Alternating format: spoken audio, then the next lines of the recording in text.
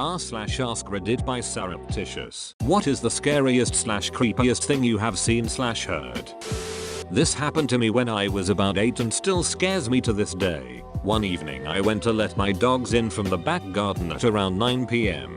It was pitch black, so I quickly opened the door and my dogs came bounding in. As soon as they came in, I locked the door, and at this moment a person on the other side pulled the handle down trying to get into my house. We had a glass door, so even in the dark I could see the outline of a man standing there. I ran to my dad and he ran into the back garden after this man and saw him running down the road. Since then I have closed and locked doors at the speed of light.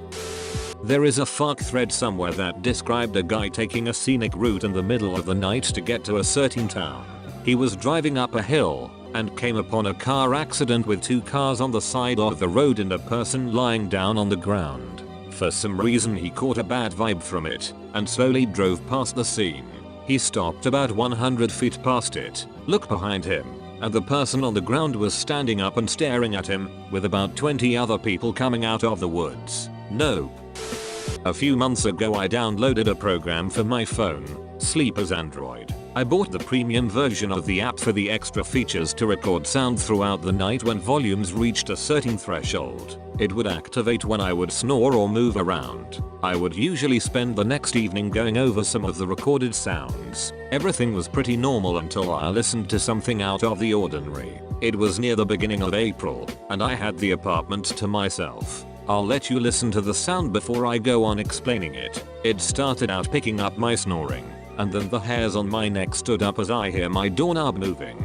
Following this, you can hear my door open slowly. I was confused and a little worried. Everything was still locked up. Nobody came home. The chain lock was still latched on the front door, and my landlord certainly didn't come.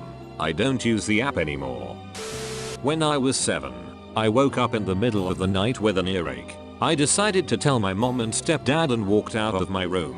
Someone was sitting on the chair in the living room, about 3 feet away from my bedroom door. The person looked strange. The face was just kind of distorted, but it was dark and I couldn't see well. "Mom," I asked. The person shook their head, and I started getting scared. "Mike?" The person shook their head again. I decided the best course of option was to go back to bed so I wouldn't have to walk past this person. I climbed in bed and closed my eyes for a second before opening them and seeing the person standing in my doorway, smiling madly and nodding furiously. Edited, I screamed at the top of my lungs and closed my eyes. My stepdad came running out of his room in his underwear with a baseball bat. That was a scary sight in itself. There was nothing there but clothes my mom had folded and put on the chair were strewn about the living room.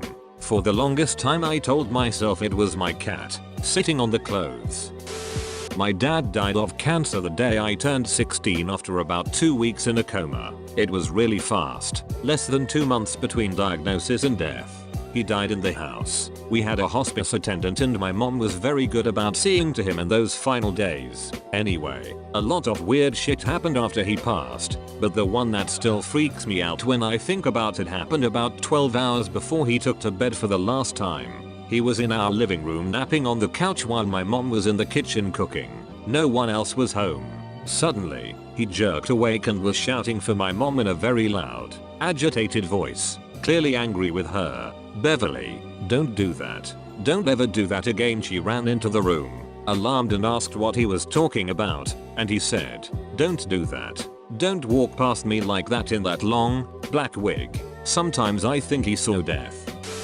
My old co-worker had a son that was in his mid-30s and he had a son named Hunter that was 4 or 5. She said that Hunter would have bad dreams and that he would sleep with his dad when he got scared. One night his dad woke up because he heard Hunter calling him, but he was calling him by his name, not dad. So he went to his room and he was asleep. He woke him up and said, "Hunter, you were calling me. Is everything okay?" And Hunter said, "Dad, when they call you you're not supposed to answer," and fell back asleep. He asked him about it in the morning but he said he didn't remember saying it. I get chills when I think about it. While not actually eerie, it was probably the most scared I've ever felt in a moment. When I was about 13 or 14, I woke up in the middle of the night needing to go to the bathroom. I had one of those bunk beds, but where instead of a bottom bunk there's a desk. For whatever reason, I started psyching myself out really badly. I sat up in my bed staring into the pitch blackness, imagining a man with a knife standing under my bed ready to kill me as soon as I put a foot down the ladder.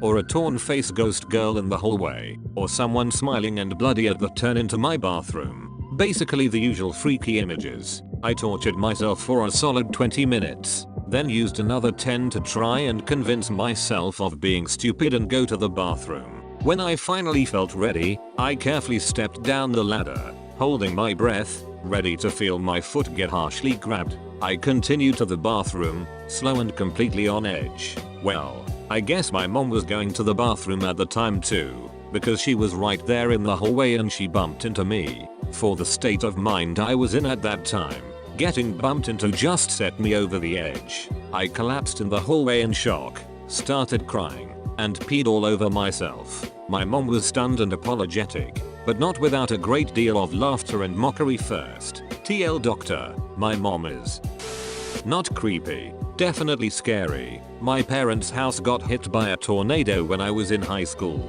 You don't realize how fast those things happen until you've been in that situation.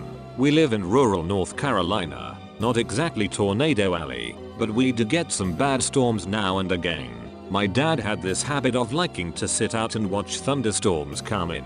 We were all inside when we hear him yelling for us to come out. We walk out and the sky just looks surreal. There was a wall of black clouds sweeping towards our house at a disturbingly fast pace. When I say black, I don't mean really dark grey or steely blue. I mean black. Jet black clouds, like an ink cloud from a giant octopus, was squirted into the sky. I've never seen it before in my life, not even on a video, and hope to never see it again. So we were pretty freaked out by the clouds and the wind was picking up. I mean, those clouds were moving fast. Someone, I think my mom, said something to the effect of maybe we should get inside, just to be safe. But things start going crazy even before we can turn around. The wind goes from a 7 out of 10 on the windy scale to a 25 in like 3 seconds flat. We turn to get inside and I'm the last to go in the door. I try to pull it closed behind me but the wind is sucking the door open. I have to put both hands on the knob and jerk back with my full weight to get the door to shut. At this point it's probably been 45 seconds since my dad called us outside. We run to the hallway and start throwing things out of the closet under the stairs and climbing in. The whole house is full of this absolutely indescribable roaring noise. It was like a jet was taking off on our roof, or a train was driving through the living room. It wasn't so much sound as a physical force. It made your head throb. It was so loud, you could feel it constantly in the pit of your stomach, like the boom from a loud bass speaker, but instead of having a beat it was just constant. It felt like your eyeballs were quivering in your head. The pressure changes from the wind also screws with your sense of balance. I kept getting that sense of vertigo you feel when standing at the top of a cliff looking down. It was an absolute sensory overload. We all jump under the stairs and shut the door. When we realize we had left the dog out in the house, my mom opens the door and yells for the dog, which comes barreling into the closet like a bat out of hell. We shut the door. At this point it's been maybe a minute and a half. Just 90 seconds since we were sitting in the kitchen chatting and my dad yelled at us to come outside and look at these crazy clouds. That's how long it took to go from normal evening to absolute terror. We sat under the stairs for maybe that much time again. 2 minutes, probably 3 at most. It seemed like longer of course. Everything was shaking. I was just waiting for the walls to tear apart around us, or debris to start smashing through the door. Then the sound passed and we came out. The house was still standing around us. So far so good. We go back out on the front porch and the door won't open. I give it a heave and push it open a few feet and squeeze out. The porch is destroyed. We had a small barn sitting in front of our house and it had been obliterated. The tornado had picked up the barn, turned it into kindling and threw it at our house. The posts on the front porch were all destroyed and it was just covered with broken glass, nails, shattered 2x4s and pieces of particle board. Looking out over our pasture in front of our house, where we kept a horse and some cows, and there were just masses of trees down everywhere. One stand of pines to the south of our house, probably about 2 or 3 acres of trees in total, were just gone. Our cars were pockmarked with hail damage. Our full-sized pontoon boat that we used for family trips to the lake on the weekends had been picked up from the front yard, rotated 90 degrees, and deposited in the backyard about 50 yards away. Behind our house a massive poplar tree was down over the driveway and had fallen just feet from the house. Yet other things remained weirdly untouched. One of our barns was destroyed, but the other, standing maybe 30 yards away, wasn't even missing a shingle. All in all, we were incredibly lucky. The house sustained major damage. Despite its appearance though, the roof had to be replaced because the suction from the tornado had made it unstable. In fact, to this day you can still see cracks in the walls and the corners of the top floor, where the tornado had nearly sucked the roof off the house. But we came out, none of us hurt, and even slept in our own beds that night. So when I see stories like those out of Oklahoma a few days ago, I always think back to those few minutes of terror and think how lucky I was that those weren't my last moments, as they were for so many there.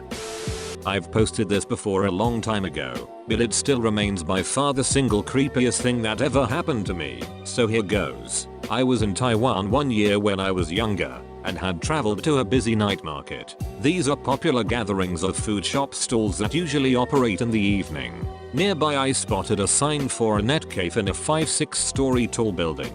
Thinking I'd fire off some quick emails, I walked in the dark, small entrance of the building. The building was older and hasn't been well maintained, but it's not out of the ordinary in Taiwan.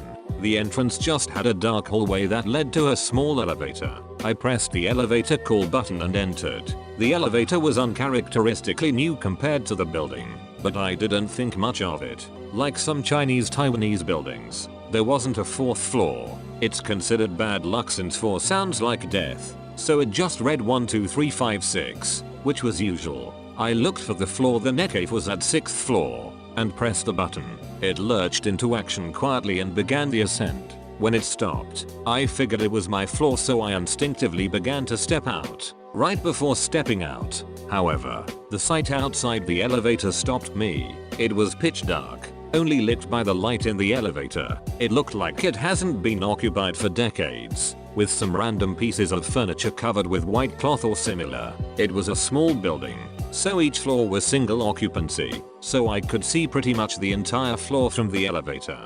Thinking I must have gotten the wrong floor, I checked the light that indicates which floor you're on. Strangely, there was nothing. None of the indicators were on, but the floor button to the net cafe was still lit, so I know I haven't gotten there yet. All this happened within a couple of seconds. That's when I noticed a figure moving in the distance of the floor. It was not very visible, but I could make out what looks like a person dressed in some kind of gown, moving slowly towards the elevator, where I was. I was thoroughly creeped out, so I started pressing the close door button. As soon as I pressed it, the elevator light flickered off, and I am in pitch dark. I am this close to pissing my pants, and it's actually kind of freaking me out thinking back to it. The lights flickered back on under a second and the door closed. The elevator jolted back to life. A few moments later it opened again to the net cafe. I am beyond relieved at this point. I walked out immediately and sat down at a computer. After gathering my wits a bit,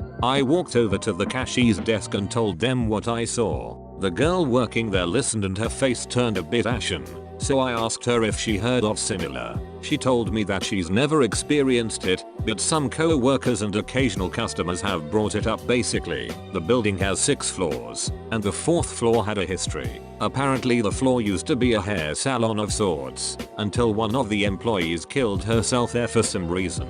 She slit her wrists over the hair wash station and died. The store continued operations despite stories of weird appearances when customers got their hair into the water would look a little red, like the customer was bleeding. Little things like that. And a couple people reported seeing someone's figure walking away in the mirror, but wouldn't see anyone when they turned to check. Naturally, the business closed down a few months later. The building owner tried to re-rent the place out, but never had any luck. Most businesses are quite superstitious, and no one wanted to rent the 4th floor after someone had died in it, even at a very cheap price. Finally, after dropping the price to nearly nothing, a stationery supplies store wanted to rent. During the renovations of the floor, however, several accidents would happen.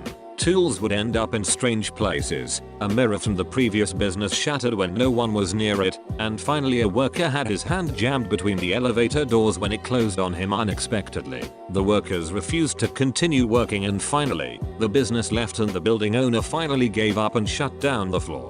He then had the elevator company come in to replace the panel so that the elevator could not go to the 4th floor. Let me repeat that the elevator was programmed to never go to the 4th floor. It doesn't even have a button, but for some reason, sometimes when people take the elevator, it would go to the 4th floor and the doors would open, and some, like myself, would see a figure walking around in the dark. Thanks for watching. PLZ like and subscribe. Have a wonderful day.